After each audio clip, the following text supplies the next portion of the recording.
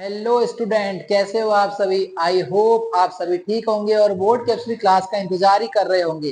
चलिए बेटा, आज अपन लेकर आए क्लास 10 के साइंस के बोर्ड एग्जाम को लेकर चैप्टर नंबर 13, जो आपका अवर एनवायरमेंट वाला चैप्टर है। 5 नंबर का चैप्टर है। सर कौन कौन से क्वेश्चन उसमें से आने वाले हैं? तो इसमें से बेटा दो तो मल्टीपल चॉइस क्वेश्चन आएंगे, एक वेरी शॉर्ट क्वेश्चन आएगा और एक शॉर्ट क्वेश्चन आएगा बेटा। तो सर कौन से क्वेश्चन आएंगे? अगर आप इस वीडियो को पूरा देख लेते तो आपके 5 नंबर यहीं से फिक्स हो जाएंगे।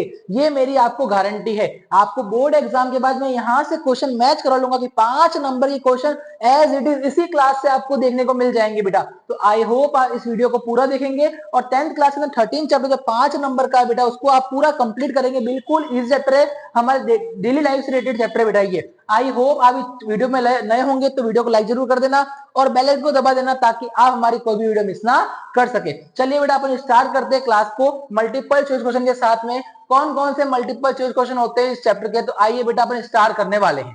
पहला मल्टीपल चॉइस क्वेश्चन जो है बेटा वो है, which component are include in an ecosystem. Ecosystem जो होता है बेटा, उसके अंदर कौन कौन से कंपोनेंट इंक्लूड होते हैं? पहला है बायोटिक कंपोनेंट, दूसरा है एबायोटिक कंपोनेंट, तीसरा है बोथ बायोटिक एंड एबायोटिक और चौथा है नन ऑफ दिस। मतलब इकोसिस्टम में कौन कौन इंक्लूड होता है? बायोटिक और एबायोटिक दोनों इंक्लूड होते हैं।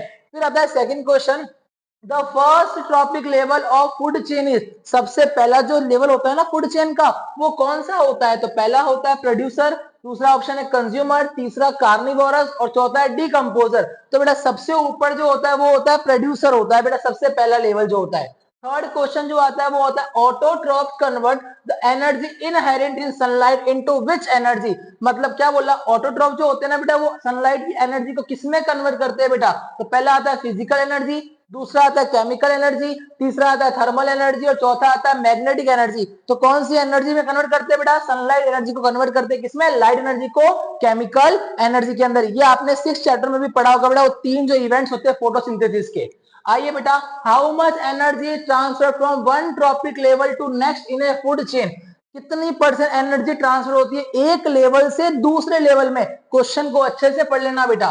50%, 5%, 10% या 100%? आंसर नंबर इसका होगा बेटा थर्ड जो है, 10% एनर्जी ट्रांसफर होती है one trophic level to another trophic level. Which type of food chain is considered best in food web? Food web के अंदर कौन सी टाइप की एनर्जी सबसे बेस्ट मानी जाती है? पहला है स्ट्रेट फूड चेन, दूसरा है ब्रांच्ड फूड चेन, तीसरा बोथ फर्स्ट एंड सेकंड या इनमें से कोई भी नहीं। तो सबसे अच्छी जो फूड वेब मानी जाती है बेटा वो होती है ब्रांच्ड फूड चेन, मतलब एक के बाद एक आना बेटा। नेक्स्ट है बेटा, what percentage of solar energy received by the leaves of green plant in a terrestrial ecosystem is converted into food energy? Very important. पहला क्या था बेटा, कितना परसेंट ट्रांसफर होता है एक लेवल से सेकंड लेवल में। अब है बेटा, what percent of solar energy received by the leaves of A green plants in A terrestrial ecosystem is converted into food energy. तो 1%, 5%, 6% या 3%? तो इसका आंसर हो जाएगा बेटा 1%।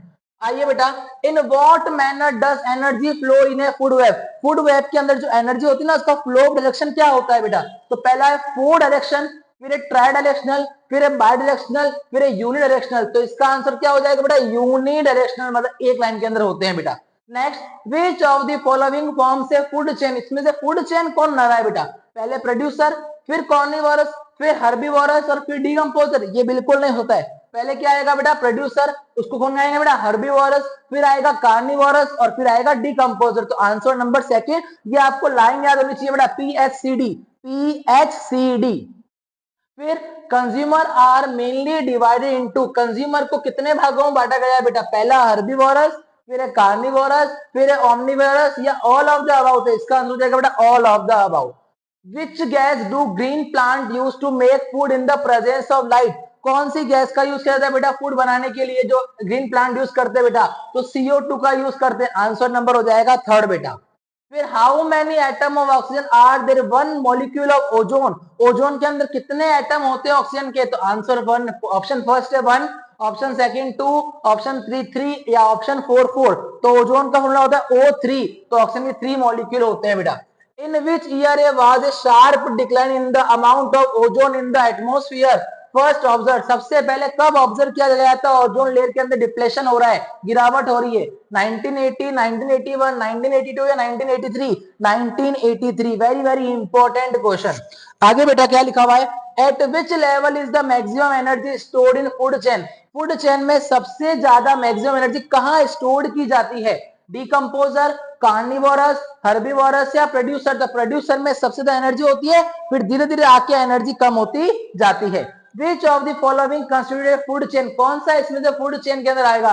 ग्रास, व्हीट, मैंगो, या ग्रास, गॉट, फिर ह्यूमन, या गॉट, काउ, एलिफेंट, या ग्रास, फिश, गॉट? तो इसका आंसर हो जाएगा बेटा आंसर नंबर सेकंड। पहले आएगा ग्रास, फिर आएगा गॉट, फिर आएगा ह्यूमन। आइए बेटा, which substance cause biological magnification? कौन सा सब्सटेंस बायोलॉजिकल मैग्निफिकेशन बनाता है बेटा, कारण होता है? पेस्टिसाइड, डीडीटी, हर्बिसाइड्स या ऑल ऑफ दिस? तो इसका आंसर हो जाएगा ऑल ऑफ दिस। ना लास्ट क्वेश्चन इसका बेटा, the function of decomposer is? Decomposer का क्या कार्य होता है? पहला, टू प्रोड्यूस फूड, फूड को बनाना, टू प्योरीफाई एयर, एयर को प्योरीफाई करना, या टू पॉल्यूट एयर, एयर को पॉल्यूट करना, या रिसाइकलिंग ऑफ सब्सटेंस, सब्सटेंस को रिसाइकल करना। तो डीकंपोजर का काम क्या होता है? सब्सटेंस को रिसाइकल करना। आइए बेटा, इसके फिंगर ब्लैंक्स तो आएंगे नहीं बेटा, फिर भी अपन को पता होना चाहिए अगर मल्टीपल में वो क्वेश्चन पूछ लेता है तो। आइए बेटा, pyramids of energy are always, हमेशा जो एनर्जी का पिरामिड होता है बेटा वो कैसा होता है? अपराइट, या तो फिर कैसा होता है? स्ट्रेट होता है। The ozone layer protect the earth from? Ozone layer earth को कौन सी लेयर से बचा, कौन सी लेयर से बचाती है बेटा? रेस से। अल्ट्रा वायलेट रेस, जो कहां से आती है? सन से आती है, यूवी रेस, जिससे स्किन कैंसर भी हो सकता है बेटा। CFC chemical substance used in refrigerator? very very important question. Which chemical is used in refrigerator? तो कौन सा सब्सटेंस होता है? CFC, chlorofluorocarbon. Substance that are decomposed by biological process are called? ऐसे सब्सटेंस जो बायोलॉजिकल प्रोसेस के द्वारा decompose हो जाएंगे उसको बोलेंगे अपन बायोडिग्रेडेबल, जैविक। Maximum energy is stored at the? सबसे ज्यादा कौन से लेवल पे एनर्जी स्टोर होती है बेटा? ट्रॉपिक लेवल पे, मतलब प्रोड्यूसर पे होती है। अब आइए बेटा शॉर्ट आंसर की बात करते हैं अपन, क्वेश्चन आंसर की, जो वेरी शॉर्ट में और शॉर्ट क्वेश्चन में आएंगे। तो बेटा देखो यहाँ पर, define ecosystem and describe its various component. Ecosystem क्या होता है और उसके कौन कौन से कंपोनेंट होते हैं? An ecosystem is a unit formed by completed balance of all living and non living component of environment। क्या बोला? एक इकोसिस्टम ऐसा सिस्टम होता है जिसके अंदर बायोटिक और नॉन बायोटिक, मतलब ए बायोटिक, लिविंग थिंग और नॉन लिविंग थिंग, दोनों का मिलन होता है, दोनों कंपोनेंट होते हैं। बायोटिक के अंदर कौन आएगा बेटा? It include all living organism like green plants, animals and humans. Abiotic में कौन आएगा? It mean non living things like air, water, soil and life. तो बायोटिक और ए बायोटिक इकोसिस्टम के क्या है? कंपोनेंट है बेटा। Next, explain food chain. Food chain क्या होता है? फूड वेब क्या होता है? दोनों अलग अलग है, दोनों को एग्जाम्पल के साथ में समझाना है। फूड चेन का मतलब क्या होता है? It is a series of organism where each is dependent on the next as a source of food. मतलब एक दूसरे के ऊपर डिपेंड है, पहला वाला दूसरे वाले के ऊपर डिपेंड है और दूसरा वाला तीसरे वाले के ऊपर डिपेंड है as a source of food, food के लेकर। जैसे ग्रास, फिर क्या है? डियर के ऊपर। डियर किसके ऊपर बेटा? लॉयन के ऊपर। मतलब देखो बेटा, ग्रास को कौन खाएगा? डियर। डियर कौन खाएगा बेटा? लॉयन खाएगा। यहाँ पर ऐसा है। दूसरा, फूड वेब का मतलब क्या होता है? When many food chain interconnected they form a network called a food web. बहुत सारी फूड चेन आपस में मिल जाएगी, बहुत सारी आपस में मिल जाएगी, ये इसको भी खा रहा है, वो उसको भी खा रहा है, मतलब बहुत सारे डिपेंडेंट हो जाएंगे, वो उस प्रकार के नेटवर्क को अपन क्या बोलेंगे? फूड वेब बोलेंगे। आइए फिर आता है explain biotic trophic level in an ecosystem. Ecosystem में बायोटिक ट्रॉपिक लेवल क्या होता है? तो there are several trophic level in an ecosystem. एक इकोसिस्टम में बहुत सारे ट्रॉपिक लेवल होते हैं। पहला क्या होता है बेटा? Producer, living beings that make their own food. तो जो अपना खाना खुद बनाते हैं उसको बोलते हैं प्रोड्यूसर, जैसे ग्रीन प्लांट्स। दूसरा आता है बेटा consumer, organism that depend on plant directly और इनडायरेक्टली फॉर फूड। ऐसे ऑर्गेनिज्म जो फूड के लिए डिपेंडेंट है, डायरेक्टली या तो इनडायरेक्टली। किसके ऊपर? प्लांट्स के ऊपर। सर कंज्यूमर तीन प्रकार के होते हैं, एक होता है प्राइमरी कंज्यूमर, एक होता है सेकेंडरी कंज्यूमर और एक होता है tertiary top consumer. Eat plants directly, herbivorous, example rat, rabbit और काउ। दूसरा secondary consumer eat other animals जैसे कार्निवोरस डॉग, कैट और फिश। तीसरा आता है tertiary consumer carnivorous that eat other carnivorous and are not eaten by others. Example में lion, tiger और eagle. फिर डिकम्पोजर ऐसे microorganism that decompose dead top consumer को डिकम्पोज करते हैं। एग्जाम्पल में क्या आया, बैक्टीरिया एंड फंगाई, फंजाई बोलते हैं इसको।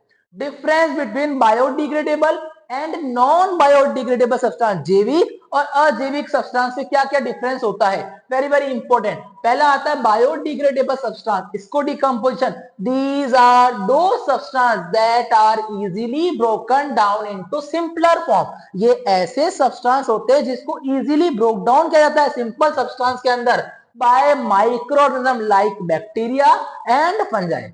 फिर recycling, they can be recycled naturally and return to the soil. इसका जो रिसाइकल होता है ना वो नेचुरली होता है, किसी की हेल्प से नहीं होता है।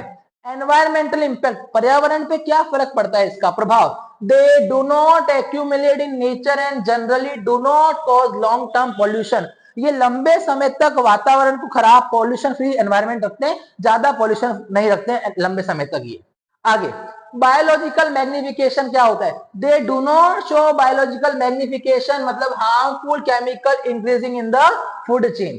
फिर ओरिजिन, ये कहां से आए, कैसे इनकी उत्पत्ति हुई है, they are usually of biological or natural origin, प्रकृति के द्वारा इनकी ओरिजिन होती है, उत्पत्ति होती है। एग्जांपल में fruit, vegetable peels, paper, cotton cloth, animal dung and leaves, ये इसके एग्जांपल है। फिर नॉन बायोडिग्रेडेबल, जस्ट इसका ऑपोजिट है बेटा, these substances are not broken down or decomposed in by microorganism। Sir recycling कैसे करेंगे, they cannot be recycled naturally, ये नेचुरल रिसाइकल नहीं होते हैं। एनवायरमेंट में क्या फर्क पड़ता है, they stay in the environment for a very long time, लंबे समय तक देंगे तो पॉल्यूशन भी बढ़ाएंगे एनवायरमेंट का, और सॉइल को डिग्रेड कर देंगे, मतलब उसकी उपजाऊ मिट्टी कम कर देंगे उसको उपजाऊ के लिए। बायोलॉजिकल मैग्निफिकेशन में क्या आएगा, this substance like DDT often show biological magnification becoming more concentrate in a higher animals.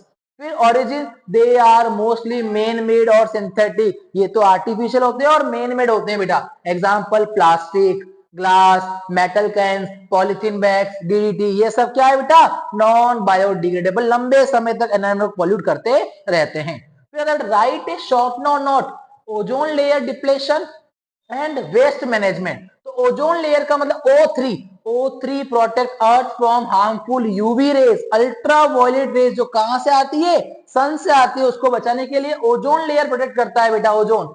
CFCs from refrigerator destroy this layer, CFC जो होती है ना रेफ्रिजरेटर में, वो इस लेयर को खत्म कर देती है, leading to a higher risk of skin cancer in humans. अभी मैंने बताया था ऊपर आपको कौन सी बीमारी हो सकती है बेटा, स्किन कैंसर हो सकता है बेटा। Waste management, increasing waste due to modern lifestyle is a serious environmental issue, मतलब अपने जीवन को और मॉडर्न बनाने के लिए अपन क्या कर रहे हैं, एनवायरमेंट को पॉल्यूट करते जा रहे हैं। Improved packaging and non-biodegradable material have increased the volume of waste। Plastic का यूज करना, मॉडर्न दिखना है ना अपन को, मॉडर्न दिखने के लिए अपन क्या कर रहे हैं, उन चीजों का ज्यादा यूज करते जा रहे हैं, और ज्यादा यूज करेंगे अपन उन चीजों का तो जिससे क्या होगा बेटा, अपना वॉल्यूम ऑफ वेस्ट बढ़ता जाएगा। आइए बेटा, what are the benefit of using paper cups over disposable plastic cup. क्या होगा बेटा बेनिफिट अगर पेपर कप का यूज करेंगे डिस्पोजेबल प्लास्टिक कप्स के ऑपोजिट के अंदर, तो क्या होगा, plastic cups are non biodegradable, plastic cup जो होते हैं ना बेटा वो नॉन बायोडिग्रेडेबल होते हैं, लंबे समय तक एनवायरमेंट को पॉल्यूट करते रहते हैं, and pollute the environment for a long time, लंबे समय तक एनवायरमेंट को खराब करते रहेंगे। And paper cups are biodegradable, paper cup जो होते हैं ना बेटा वो बायोडिग्रेडेबल होते हैं, and do not cause long term pollution, लंबे समय तक वातावरण को खराब नहीं करते हैं। Explain energy flow in an ecosystem, energy flow क्या होता है इकोसिस्टम के अंदर। आइए बेटा, पहला मैंने बताया था कैसे होता है, ये यूनिडायरेक्शनल फ्लो होता है, energy flow in one direction only, मतलब एक डायरेक्शन में ही एनर्जी का फ्लो होगा। Energy captured from the sun does not go back, जो भी एनर्जी सन से आएगी वो वापस नहीं जाएगी, and energy moved to herbivores does not get back to plant, वापस प्लांट में नहीं जाएगी।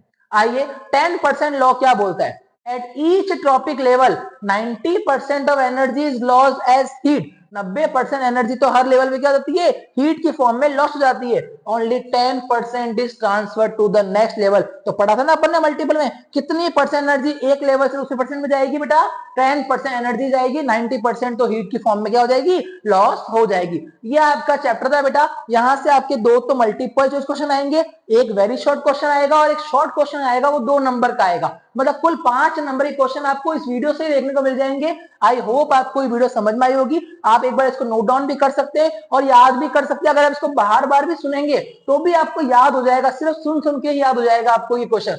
आपके बहुत इजी लैंग्वेज में दिखाया गया है आपको इस चैप्टर. आई होप आपको ये समझ में आया होगा. अगर आप इस चैनल में नए हैं तो चैनल को सब्सक्राइब जरूर कर देना और बेल आइकन पर दबा देना ताकि आप हमारी कोई भी वीडियो मिस ना कर सके. Thank you so much students.